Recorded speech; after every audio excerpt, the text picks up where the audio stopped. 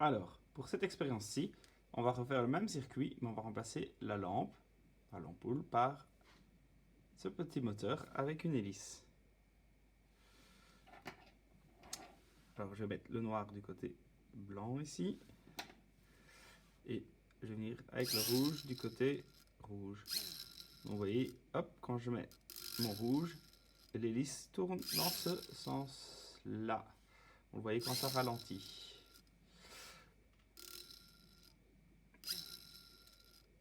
Alors, la première grande différence, qu'est-ce que c'est avec l'autre? C'est que finalement, c'est pas le même type d'énergie. De l'autre côté, on a de la lumière avec une ampoule. Ici, on fait autre chose. Je vous laisse le noter, de ce que vous venez de l'an passé dans vos notes, on corrigera en classe. Et maintenant, je vais aller faire l'inverse. Je vais mettre mon câble noir du côté rouge.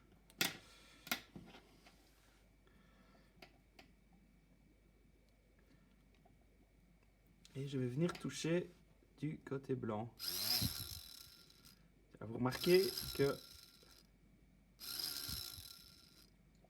l'hélice, elle tourne dans l'autre sens maintenant. Elle tourne comme ça. Vous le voyez quand ça ralentit. Hop, comme ça. Voilà, dans ce sens-là. Qu'est-ce que ça peut nous indiquer?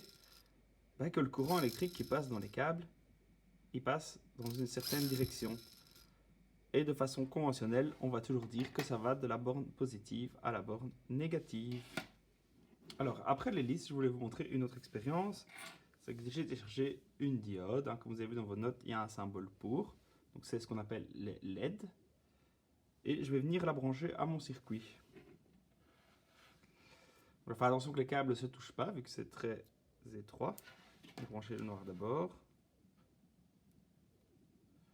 Voilà. Je fais en sorte de bien les garder écartés. Je vais venir.